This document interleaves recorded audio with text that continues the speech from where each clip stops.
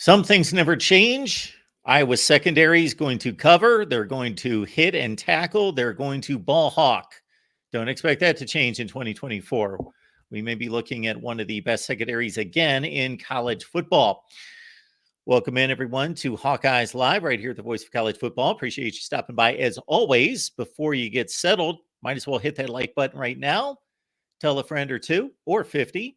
Get them on in here to talk Hawkeyes with us. Of course, spring practice right around the corner, and we are breaking down position by position here with, of course, Corey Brada from the Hawkeye of the Storm. Corey, how you doing tonight?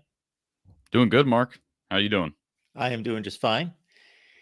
And yes, I have a couple interesting nuggets here to pass along concerning the Iowa secondary that you probably already know, maybe not the exact numbers, but this will be of no surprise to anyone.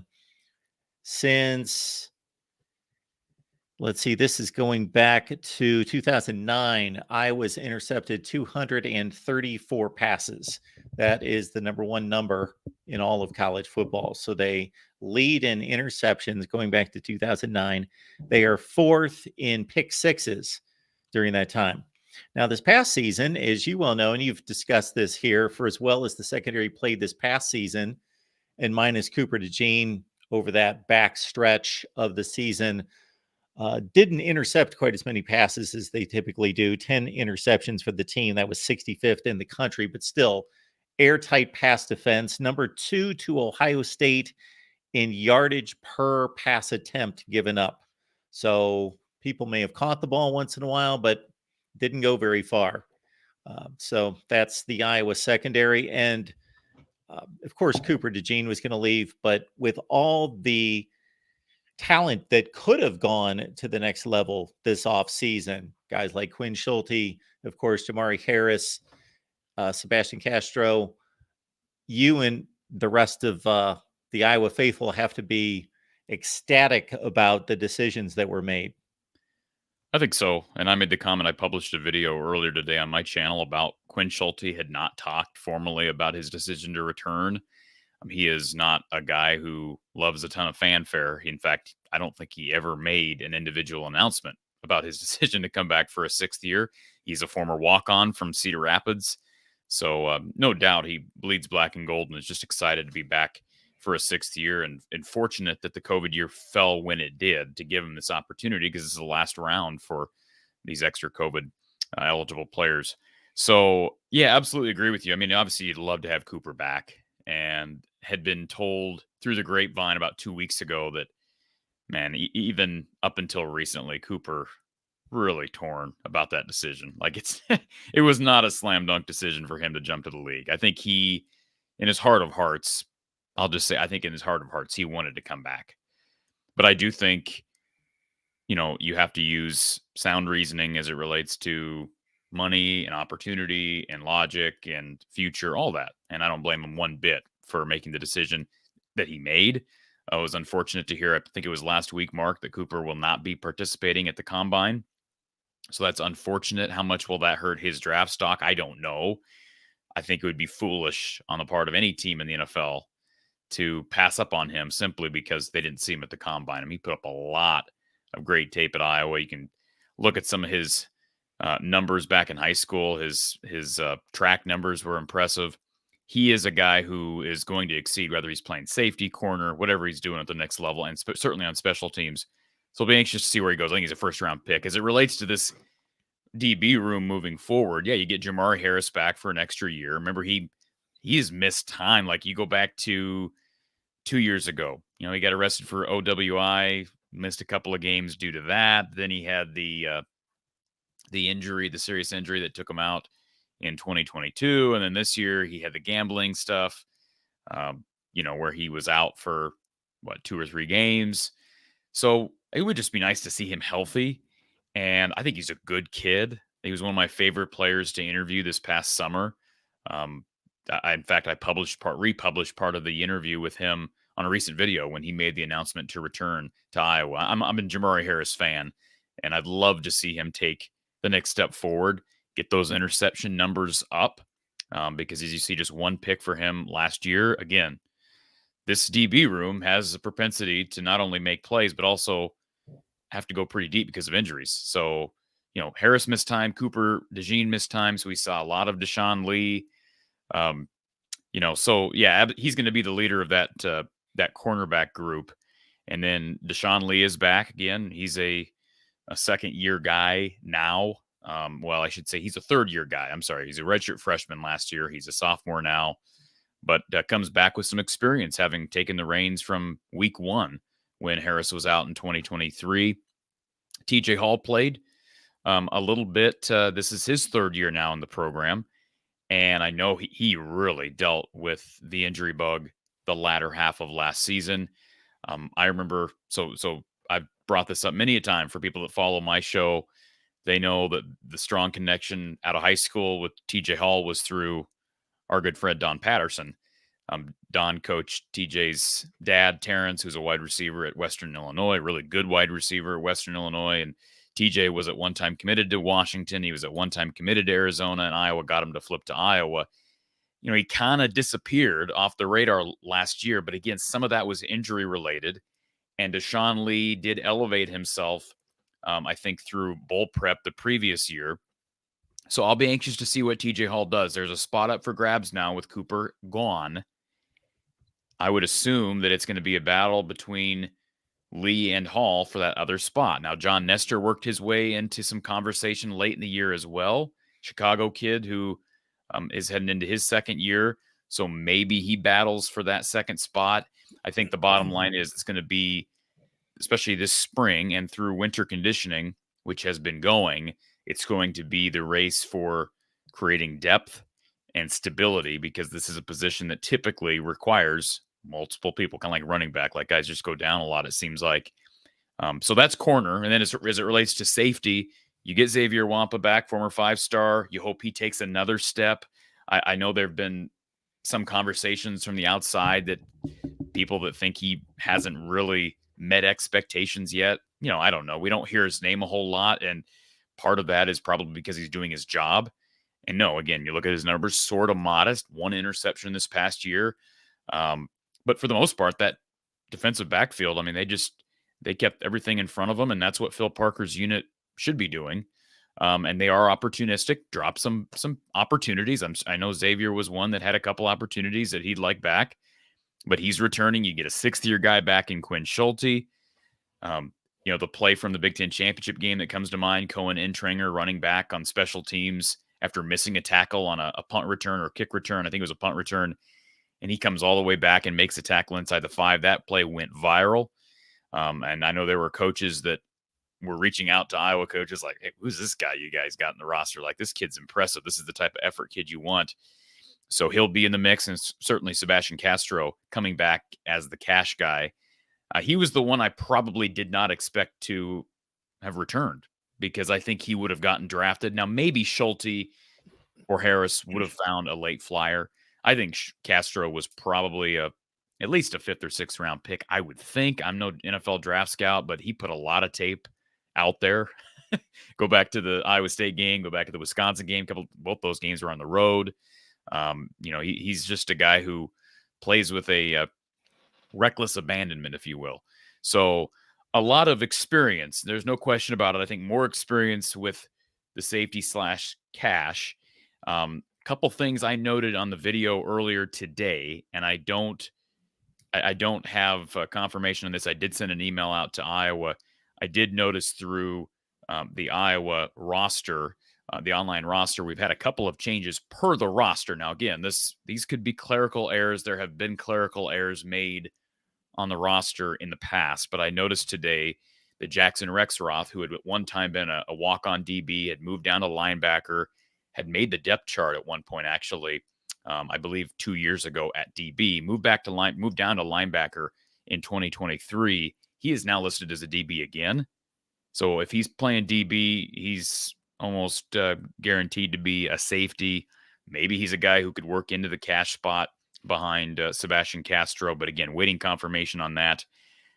This is the other thing. The roster lists Kyler Fisher, who's played a lot of the Leo spot at linebacker. He's listed as a DB now as well. So He's coming back for an extra year. He is on scholarship, joined the program out of Southeast Valley as a linebacker. But I believe out of high school, I want to say he was recruited as a DB most places. I think he joined Iowa with the expectation to be a linebacker, which he then fulfilled and was admirable on special teams throughout his career. Got an extra scholarship to come back. Now he's listed at DB. So Iowa, we know, is going a lot more 4-2-5 with the cash, and having a guy like Castro, or in the past it's been Dane Belton, Amani Hooker on the field, and less 4-3. So here you have a sixth-year guy that where's he going to be used? Just in case of injury. So maybe they move him around a little bit, and he can kind of be a guy they slide around from cash to one of the linebacker spots. With his experience, maybe he could slide up to safety if you're in a bind. So that was a note on the roster that I noticed today. And then the other one is Devin Hilson. Again, don't have confirmation on this from Iowa. Reached out to communications, waiting for a response. But Devin Hilson came into the program from Des Moines as a running back. He then switched over to DB. I believe was on a couple of depth charts last year, at least a couple of two deeps late in the year at cornerback. I checked today, and the roster indicates that he's back at running back. So we'll check on the accuracy of that. I don't know. That would be surprising to me. That one was probably the most surprising because he had broken into the fray at corner. And with Cooper DeJean gone, you would think, hey, Devin Hilson's got a chance to compete for that other spot, along with TJ Hall, John Nestor, Deshaun Lee. That running back room is stacked, Mark. And I know we'll talk about that, down the line. But unless the staff knows about some, upcoming transfer out, they've got LaShawn Williams, they've got Jazz Patterson, Caleb Johnson, Kamari Moulton emerged at times last year. Terrell Washington Jr. is a guy who is a tailback, has got some flexibility too, I think, to line up more in the slot and do stuff as far as catching out of the backfield. And then, they got a young kid out of Des Moines that I'm a big fan of as well. So that's what I've noticed, but I know it's kind of running through the gamut. Rashad Godfrey, Jalen Watson are two freshmen who will also be joining that room. I expect somebody at that position to leave post-spring because they got to trim down the scholarship numbers back down to 85. They're at 92 currently. So somebody is probably going to leave. I'm not going to take a stab at who that might be, but usually that's a room big enough where you're going to have some attrition. One final note on Cooper DeJean. We were doing our Florida State show last week. One of our guys, James Coleman, who covers the NFL as well, goes to the Combine, goes to the Super Bowl, covers the NFL, goes to all the big events. Just out of nowhere, we were not discussing Cooper DeJean or Iowa. He said, I just said, headed to the Combine, anything in particular you want to see? He goes, I want to see that really fast guy from Iowa, whoever that guy is, that fast guy. I like to see fast white guys run. Okay. I said, that would be Cooper DeJean. He said, okay. Well, unfortunately, he's not going to get to see him, but no. Again, plenty of tape on that young man, and people know I'm a big Cooper DeJean fan. There's going to be big shoes to fill. Regardless of who takes his spot, you're not only filling the spot at corner, who's going to be returning punts, who's going to be returning kicks. They've done. I'm trying to think late in the year if Cooper. Maybe they didn't even run Cooper late in the year at kick return. I feel like we're so far removed from football season already. I've been so locked into basketball. But I guess they did run Caden Weegan and Caleb Johnson a lot last year at kick return. So who did Cooper DeJean get hurt against? What game was that? He got hurt against. No, he didn't get hurt in any game. He got hurt in practice. Oh, that's right. That's right. Okay. Yeah. As soon as I asked that, I thought, that's right. Okay. That was something that, he was fine, played the full game, and then reported during the week, okay, that he's out for the season. Jalen Watson, Rashad Godfrey, they were the two cornerbacks that were signed for 2024. I would expect that they are just going to be developed and not need to see the field or anything like that unless you've. I know a lot of people, Mark, who think Jalen Watson is the steal of the class. He's the nephew of former Hawkeye running back Fred Russell. He's got an extra gear. So I don't know as a true freshman, what he's going to do. Don't think he's enrolling early. Don't quote me on that. I'm sure somebody will rip me later if I'm wrong on that. But good young kid. I actually had him on the show a few months ago, and yeah, he's got good speed, projected as a corner. So maybe he's a guy who could mix into the fray as a punt returner. I know we're not talking special teams today, but we brought up Cooper Lejeune. It just kind of gets my gears turning a little bit as far as, who might fill that role. Maybe someone like Terrell Washington is a guy who could fill that role, especially if he's not seeing a ton of snaps at tailback. He's a talented guy. You want to keep him happy. You want to utilize a guy like that, but you're stacked at tailback. Maybe you work him during the spring as a punt or a kick returner, and lessen the load on a guy like Caleb Johnson for kick returns. They've got some guys. Alex Moda is another one that had some good speed coming out of Marion over in Cedar Rapids area. And last year's class, he's kind of buried as of right now at wide receiver. This is his second year in the program. Maybe he's ready to take a step. You always talk about guys who have speed, and those aren't always the guys that end up being the best kick returners. I mean, Desmond King, I don't know what he tested out of the combine as it relates to his 40, but he was a really good punt returner, not only at Iowa, but in the NFL. Had some really good moments for the Chargers over the years, along with the Texans. So not always the fastest guys, but Cohen Intringer, there's another guy. Obviously has shown some flashes and is an athletic guy, and don't know if he'll have a starting role. So can you keep him happy on special teams, maybe in a accelerated role? Sometimes when we have these discussions, and like you say, football season seems like it was so far ago, so long ago, that sometimes I think, okay, I have this impression of a particular unit. Maybe it's not accurate, but I'm going to throw it out there. Maybe I'm overplaying something that's stuck in my brain from one game or one series. But if anybody was being picked on, was it Deshaun Lee? I don't really think there was anybody that was picked on, frankly. I mean, they threw to, I know the only examples I can think of where Deshaun Lee was picked on per se, the one I can think of was the game here in Ames. And remember, Iowa State was down 13. They had a 4th down and long, and they basically I don't remember who the receiver / tight end. I think it was one of their taller receivers that transferred in. Might have been the Higgins kid, Jaden Higgins. Anyways, they just threw basically a lob up to him in the corner of the end zone, and that wasn't the direction of Deshaun Lee. He went up and grabbed it. It was a great catch. I didn't think it was bad coverage by Deshaun Lee. And I think, week 1, Cooper Lagasse and that Utah State offense tried to pick on him. Why wouldn't you? He was a guy who's never really played. That was game 1. But I think as the year went on, I think he held his own just fine. I don't remember any moments where I thought that he was the weak spot. And again, Cooper, we saw a lot of Eugene because of Cooper being down late and Jamari being down early. Appreciate y'all being here. Voice of College Football. This is our Hawkeyes show that is possible because Corey stops by every Tuesday. So we get together, and we've done it 135 consecutive weeks, folks. So appreciate you all making this an appointment. Catch Corey at from the Hawkeye of the Storm each and every week, each and every day practically. So just go ahead and do that and get the full review on the Iowa 2024 secondary. Do we want to go right into the only other thing that I can think of that's come down here in the last week? I don't know that we want to talk about NIL court rulings and all that business. I've talked about it enough myself on my channel and various outlets.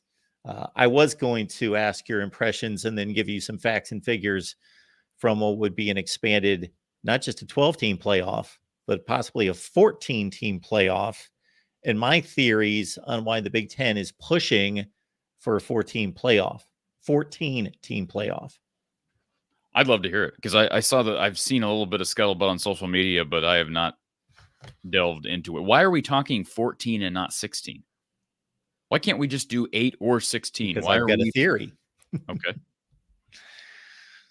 So just to catch everyone up, if you didn't see, here in the last 4 or 5 days, it was announced, okay, 12-team playoff, of course, but there had to be an adjustment because of the demise of the Pac-12. So that's been worked out. There are still 4 byes, the top 5 conference champions, not the top 6 anymore. Now the top 5, which would be the Power 4 plus the best of the group of 5, will receive those 5 automatic bids, and 4 conference champions get the 4 automatic bids and 4 top seeds and get the buys. Okay. Not long after that, I did not see this interview on ESPN with Big Ten Commissioner Tony Petitti, but I heard about it. I read the story, and all I did was catch a couple quotes, and a few things caught my interest. Number one is that he made the statement. This is certainly not a revelation because every conference commissioner wants this, but he actually stated this as a goal. We want as many teams in the playoff as possible.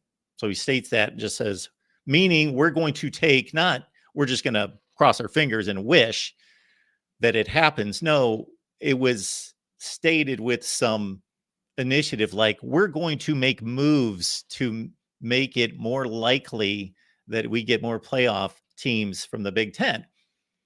At the same time, his other statement was, we are going to make sure that we are playing meaningful games in November. And I took that as, and he had another comment in there that led me to believe there are going to be an inordinate amount of big games, like the better programs playing each other more than you would think, and especially in November.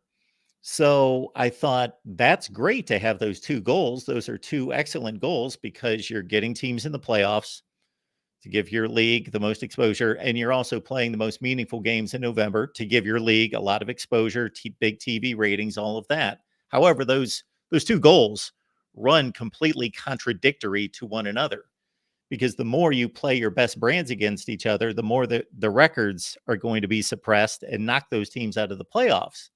So I thought, okay, what's the next move going to be? What is the next suggestion going to be that he's going to push? Well, it was only a day or 2 later, and this is your answer right here, pushing for 2 things. Number 1, 4 automatic spots from the Big Ten, meaning regardless of what the league looks like, how well the league plays, what the records are, there are at least going to be 4 Big Ten teams in the playoff. So then he can load up on those November games, beat up those records a little bit, and voila, it doesn't matter because we're going to get 4 teams in regardless. And then the next thing was, we're understanding just a couple days after that 5+7 format was officially announced, that there is already talk of a 14-team playoff. Now, why is this important for the Big Ten? And why would they push for this? It's because right now, if you look at the construct of these conferences, the Big Ten and the SEC are just flat out, unless we're all fooled, going to be decidedly better than the other 2 conferences. I ran a video, people, if you're interested in this kind of stuff. I went through the 14-team playoff and what it would have looked like the last 10 years during the 14 playoff. And I'll ask Corey to guess when I get done, how many times Iowa would have made a 14-team playoff. So here's my thought. Right now, you've got 4 conference champions that all get buys. And most likely the SEC and the Big Ten champions are going to be among the 2 and 3 best teams in the country. Those Big 12 and ACC champions could be Utah, Louisville, Arizona. They could be 10-3, number 14 in the country, but they will elevate to a top 4 seed and a bye. A 14-team field eliminates 2 buys, and it lifts 2 teams to bye position, and just 2 teams, and that would most notably be the SEC and the Big Ten champions, as being the teams that receive the buys. And then you're pushing the Big 12 and the ACC to the back of the line to say you're going to have to play a full college football playoff number of games like everybody else. Completely think that's a stupid idea. It's a stupid idea. Well, on whose behalf? Well, the concept of a bye, first of all. Oh, I don't like it either. Yeah. The fact that we even have, that's why I say you either go 8 or 16. And we're concerned about trying to level the playing field, since the worst power, the less top-heavy power conferences, or the least of the Power 5 conferences or Power 4 conferences are getting automatic bids, well, either change that or don't cry about it. Like, why give the Big Ten or the SEC? And I'm a Big Ten guy, but why give the Big Ten or the SEC the advantage of not having to play basically the week prior to your first playoff game and the other team's second playoff game? It's just an unfair advantage in this sport. I just, and maybe I'm sounding like Coach Patterson because he's made the statement before as well. But to me, I would be pushing for no automatic bids if I was Tony Petitti in the Big Ten.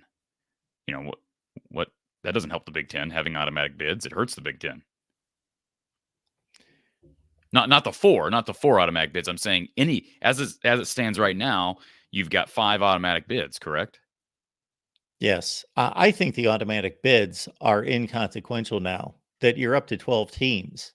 If you're winning a conference championship, you're in. It's giving them the bye status is what it's giving them. And that's what I just don't, because I don't believe in the concept of a bye in this sport and in this format of a playoff. I just think you eliminate, if you're going to expand, go to 16, or, do 8. 8 is where we should be, right? Not 12. My opinion. But anyways, eliminate the bye. Yeah, so I'm on record for years and years and years as saying there should be no buys. So I completely agree. There should not be buys because you place the authority in this committee's hands as determining who deserves those buys. It's not like the NFL, where I would even argue against buys there unless you give those to the only division champions and all division champions. But at least there's a subjective criteria that's met for the buys there, as opposed to just ranking teams and saying, you're the best and you're the best, you get the buys.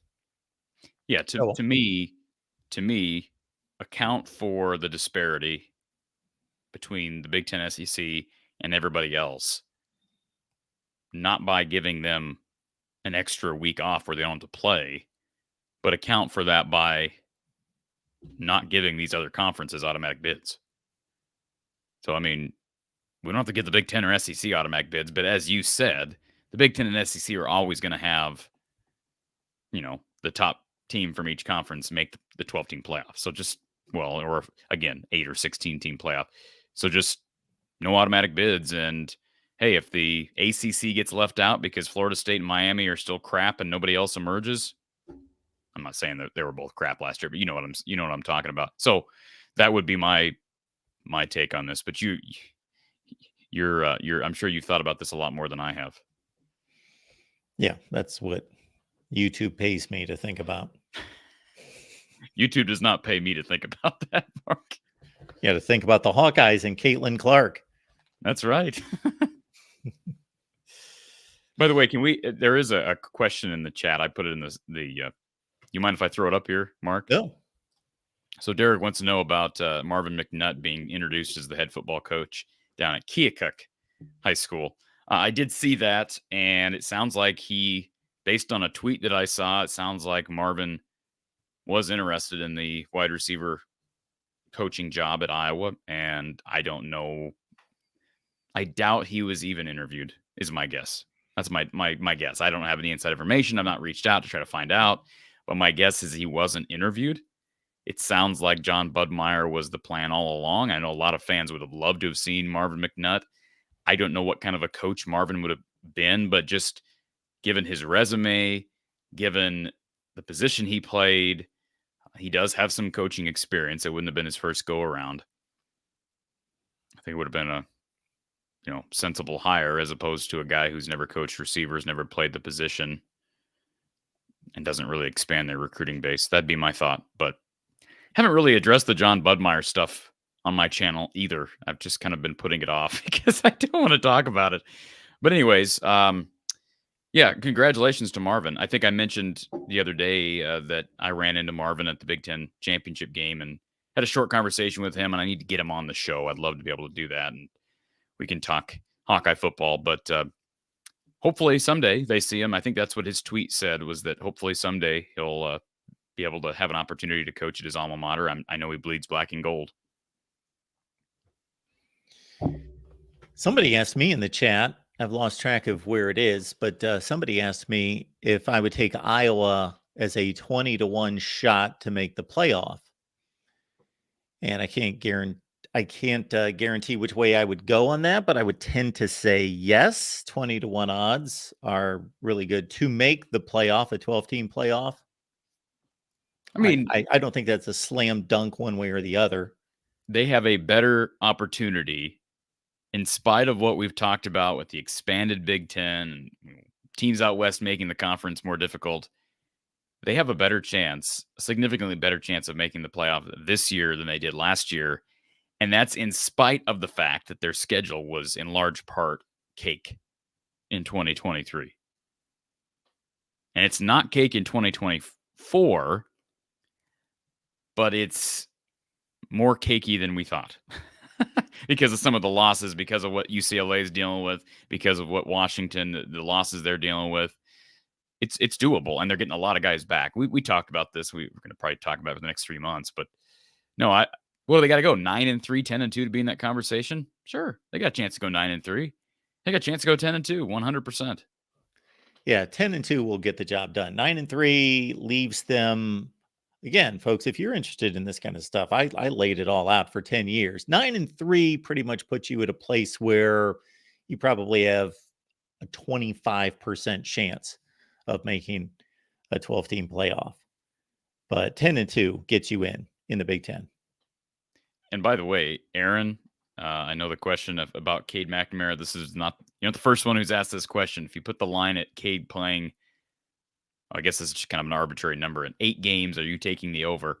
I probably would. This is just total guesswork. Like, how do we know, if he's going to get hurt or not? I know he's had 2 serious knee injuries, and there's some concern there. But I think he's the projected starter. And typically, Iowa's starting quarterback plays more than 8 games. That's what I would say. If he gets hurt again, then, boy, that whole transfer portal experiment from a year and a half ago when they landed him to start did not work out. And that's unfortunate if that happens. I hope it doesn't. I hope he plays, and I hope he has a great year. So I would probably take the over, but boy, I'm not a betting guy, and I can't imagine anybody betting on something as random as that. Yes. Injuries. Yeah, I would not lay any money down on guessing if somebody's going to get hurt or hurt again. But we wish him the best. Especially, I would not want to bet against anyone. I want Cade McNamara to be healthy and play the season. That would be great. And do we want to take Isaac's question? Isaac says, do we really want Cade as our starter? When he did play, he was pretty average. I'm not saying I, quote unquote, want him to be the starter. I think he's the safest bet of anybody on the team as it relates to being, when he's healthy, his gameplay. We didn't see it a ton at Iowa. Keep in mind, he was hurt in those 4 games when he started his career here, Isaac. So, what would can he get back to where he's more mobile than he was prior to getting hurt again early in late September? That's the idea. I really like Marco Lainez. I really like James Rezar and his future. We don't know what they're going to do in the portal. Maybe they'll grab somebody that can push Cade. But I'm just saying, I think the staff anticipates that he'll be the starter. They're planning on him being the starter. But boy, Marco Lainez really develops over the next couple of months, then I'm all for having a guy as athletic as Marco and, a younger guy who's got a future ahead of him. This is Cade's last year regardless. Isaiah is playing off to a certain extent in the same place I was when Cade McNamara was signed, to say that's a really good pickup. He's a decent quarterback, good quarterback, whatever I phrased it at the time. But I was not one of these that was like, whoa, Cade McNamara, and he's exceptional, and he's going to be one of the best quarterbacks in the Big Ten. I was not in that camp. I was not nearly as optimistic or as hopeful as many Iowa fans were, which that's what you typically do when you're a fan, be optimistic. So I'm not. No, I did. Mark, you remember me saying, as much as fans were excited, I said it a number of times prior to the start of the season. I said Cade McNamara is going to disappoint a lot of people this year. Like, not because of anything he's doing wrong, but just because you're right. The hype train's always going to be bigger, especially when you're coming off the quarterback play that Iowa had seen the previous 3 years. And you bring in this guy that, he won the Big Ten championship game, took his team to the playoff. Won the Big Ten championship, I should say, took his team to the playoff. But I agree with you. The bar wasn't real high, and so people were excited. But at the same time, we knew we were getting a game manager. Now, we didn't know we were getting an injured game manager. We didn't know he was going to tweak his knee during Kids Day, during fall camp, and that came back to bite him. And then, of course, the more serious injury down the line. But he certainly did disappoint people. Well, I'm not going to say I wasn't optimistic, but you were on the record more optimistic than I was. I was talking him down a little bit. I was talking him down as more like I thought he was exactly seventh best quarterback in the league, somewhere in that range. I thought he was exactly what Iowa needed, given the situation, given the fact that they had really good tight ends or they could play their style. And even though Brian was back as play caller, I thought, hey, you ride a couple of horses at tailback. You got a couple of NFL prospects at tight end and Lachey and all. You have a game managing quarterback to complement a really good defense. And the one thing I liked about Cade was that he had been there. He had aspirations to win championships, which I thought, hey, maybe that influences the culture a little bit at Iowa. And maybe it has. I don't know. But that was more so where my optimism was. I never expected him to be a guy who was thrown for 250 on a night in, night out basis. I don't think you'd expect that out of any Iowa quarterback just because of the style of play, as long as Kirk is here. So back to this 14-team playoff. I am completely with you on your optimism about Iowa having a shot at the playoffs. We are pretty much at the same point on that. I have not argued with you. I'm sure we don't see it exactly the same, but very close. However, over the 10-year college football playoff run from 2014 through this past season, if there had been a 14-team playoff, Iowa would have made it how many times?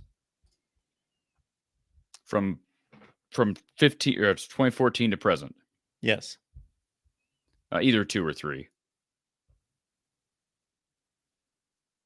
Were they in 20? Where were they in 21? They weren't in the top 13 in the country to make the playoff. They were close. So they were close in 21 and 23. What do you mean the top 13? Why do you keep saying? If there's going to be a 14-team playoff, almost all of those seasons except for 3, the group of 5 had to be elevated from wherever they were to fill a spot. Meaning, if you were in the Power 5, you had to be in the top 13 to make the playoff.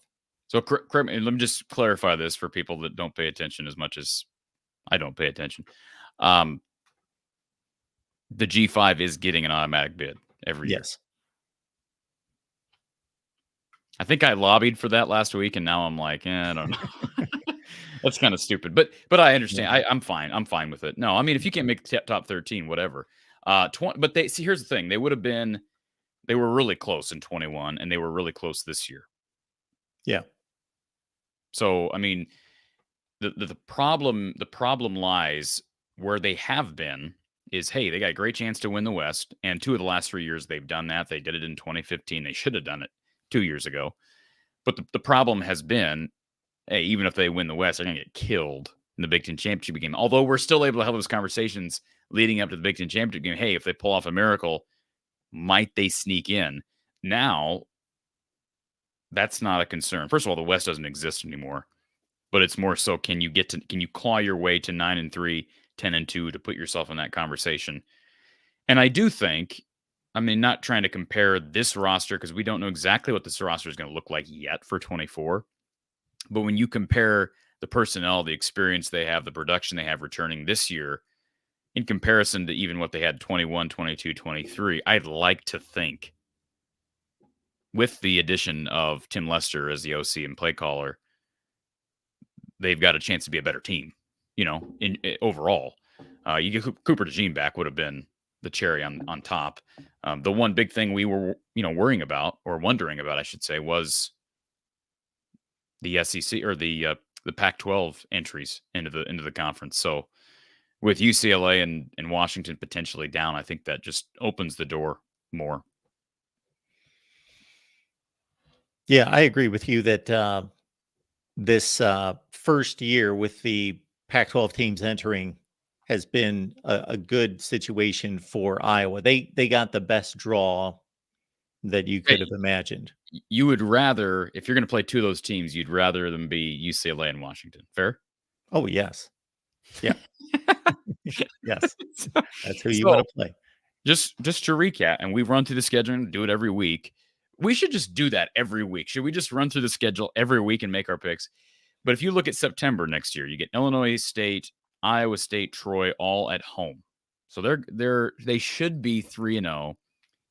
They're going to be very close to favored at Minnesota. They've dominated that series, even though they lost on this botched call last year, what I think was a botched call. I think they get them back. They'll lose at Ohio State. I anticipate they'll lose to Ohio State. I would favor them at home against Washington. Should be a great game in mid-October.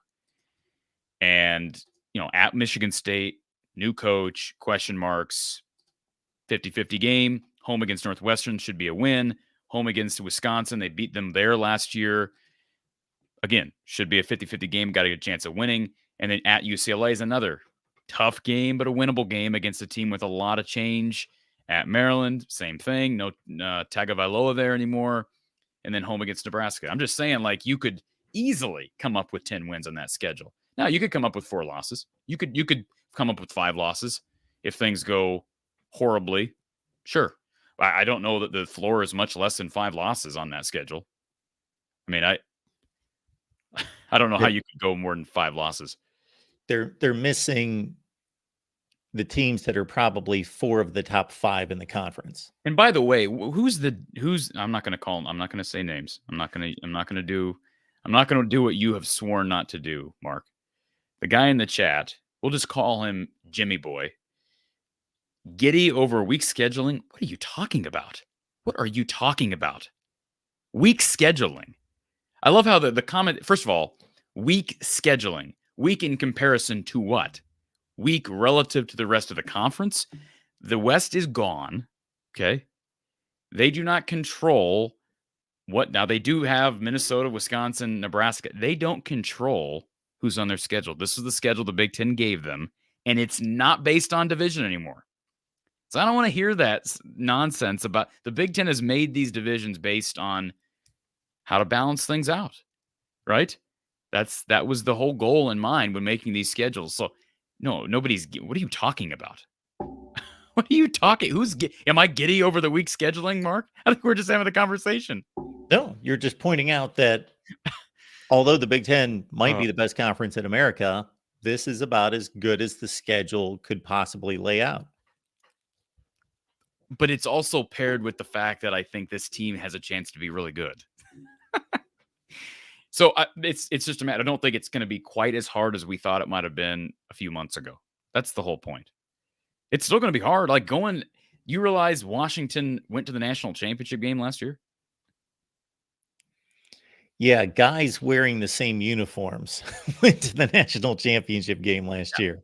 Well, but there's still guys. I'm just saying that team is not going to become. That's not. First of all, I would almost guarantee you. Now they do switch into the Big Ten Conference, different league, but they're not going to do what TCU did.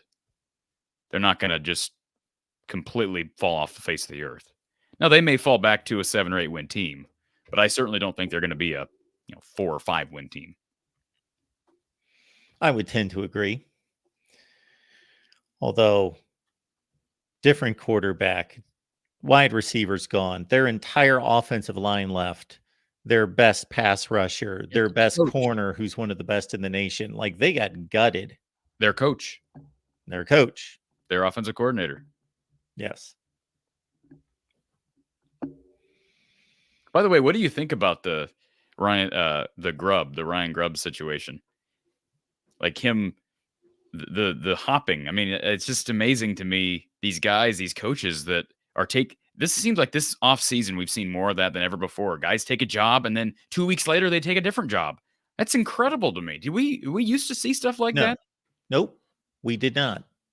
I would love for somebody to tell me when this started, because it's only been the last 3 or 4 off seasons that I noted this happening 2 or 3 times across the nation, and now it seems like it's more like 6 or 8 or 10 times.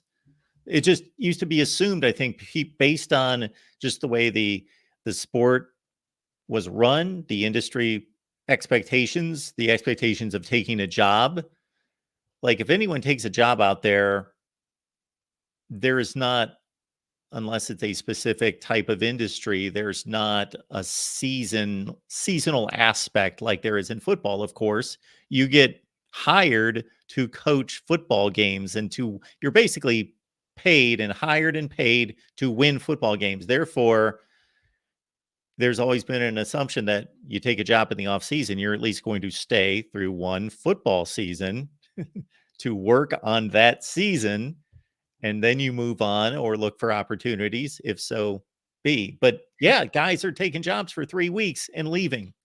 Had Ryan Grubb ever officially been introduced at Bama? I don't think so. Okay. I'm not positive. That would be the awkward thing. Like, can you imagine Tim Lester takes another job next week? Like, we just talked to him 2 weeks ago at an Iowa press conference, and now he's gone. Who knows if he's even met all the? I'm sure by now he's met all the players, but like at the time, he hadn't met all the players. And think about what these guys are making. Bill O'Brien, replaced by Chip Kelly as the offensive coordinator at Ohio State. So Bill O'Brien was there for 3 or 4 weeks, something like that. They're paying the guy. I know Jim Knowles makes more than any coordinator in college football, the last I saw. And I think Bill O'Brien was making something like that, 2 million, 2.3 million, whatever he's making. You work a month. You've not worked toward winning football games. That's why you were hired. What do you cash your paycheck for, like $100,000 or 150 grand and feel good about that? And well, they don't feel good. They don't care if it feels good. There's so little that I will say this. I have been a little bit more forgiving to the whole transfer portal era and the lack of loyalty there, because these are young kids and coaches have been able to take jobs from year to year. I am not a fan of you take a job and then a few weeks later to me, that's just ethically wrong, in my opinion. I know some people that don't want players to have the freedom to jump from school to school. Yeah, I mean, we can have that debate another day, but this is totally different. I mean, for instance, and there are situations, there are scenarios where a player signs at a program and then requests a release from his national letter of intent. That does happen. But yeah, just especially when you're already a coach somewhere else, you take another job and then you find a better offer, so you take that other job. Just very strange. By the way, why Jim Harbaugh? Why did we have to? What game was I watching? I was watching the Mavericks and the Pacers yesterday on Bally Sports Midwest. Why do the Harbaugh families, people, have to be there? The camera goes, oh, we got Jim, we got John, we got. Who cares? Who cares? Why are they at a Pacers game in the first place? Is there some connection there that I'm not aware of? He played in Indianapolis. They're probably at the combine. They're probably going to the combine. I don't have to guess. They're going to there's 2 brothers. They both are NFL head coaches. They're going to be at the combine, which starts in like a day or 2. Yeah, one of them was up on, I don't know if it was Jim or who it was that was up, like not dancing, but like drawing attention to himself. Drawing attention to himself. Let's just say that. I understand that you're annoyed by that, but they have every right as Americans to go to whatever NBA or sporting event they want to. I'm just saying, why do they got to draw attention to themselves? That's what I'm saying. How did they do that? I don't know. Jim was up making all kinds of shenanigans. I don't know. He's in Indianapolis, where his name's on the Ring of Honor for the Indianapolis Colts. So he does have a stake in the city. Yeah. No, whatever. I don't care to see him. They all, and I watch Jim Harbaugh talk, and I feel like there's not much going on. So I don't need to hear him. I don't need to see him. Well, I've always said the same thing about Jim Harbaugh speaking and not sounding very intelligent, but I didn't say not intelligent. I didn't say he's not intelligent. No, I haven't finished my statement. I don't think he does sound intelligent. I just don't think that when I was listening to all those coaches at the Big Ten Media Days last summer, he was the one guy that I thought there are more people surrounding this guy than any other coach. Poor whoever's over here, Tom Allen. There's like nobody. He's just sitting there at a desk by himself. And he was I thought every other coach is better spoken than he is. Now, that doesn't always relate to intelligence. He's obviously an intelligent man to be able to accomplish what he's done and graduate from the University of Michigan. So I'm not tying the two together. I'm saying he, to me, does not sound intelligent. Yeah. No, when I said he doesn't seem like there's much going on. He just doesn't seem to be thinking deeply ever. Like, and obviously he understands football. There's a reason why he's had the success he's had. But yeah, I get annoyed. It's just like seeing Taylor Swift over and over again. Like, I don't have anything against Taylor Swift. I like some of her music, but it's not her fault. But CBS, going to her they didn't do it much in the Super Bowl. I give them credit for that. But anyways, you get tired. It's, I made the comment on the postgame show the other day. I understand why other people of other fan bases are tired of Caitlin Clark. I get it, because you get it shoved down your throat. Like watching the game on FS1 on Sunday, and you go into a timeout and they come back and it's a Caitlin Clark feature. Then at halftime, they go to the studio and they're talking about Caitlin Clark. Then at the next media timeout, it's Caitlin Clark. Post game, it's Caitlin Clark. Finally, they interviewed Kate Martin after that game, actually. So but like, there are other people.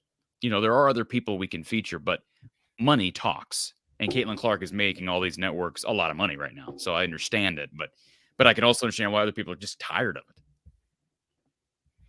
I have yet to hear her be interviewed. I have yet to hear her speak. I don't know what she sounds like. She is not the most, she's very monotone. And I'm not insulting her. I'm just saying she's not like the most eloquent speaker. But I'm just like, she is a icon right now in the sport, and she's, for the most part, why more people than ever are tuning in to watch games. All right, folks, appreciate you being here. Come on back next Tuesday. It's at 4:30 Central, episode 136. We will be here. In the meantime, Corey's covering basketball, covering football, anything that happens related to the University of Iowa. So when's the next basketball post game? No post game tonight. We do have a men's game tonight. We'll have another belated post game show tomorrow evening at 7 p.m. Central Time. Then we get the women playing at 8. We'll have another post game show later. So tomorrow night we'll be very busy. Iowa Penn State men tonight on BTN at 8 Central Time. So enjoy that. And then we'll talk to everybody Wednesday. And then next week we'll do another position preview here. So I guess we can figure out what we're going to cover, but we'll continue this each week up until and through spring, I guess, Mark. Nebraska Live in 1.5 hours. We'll see you then.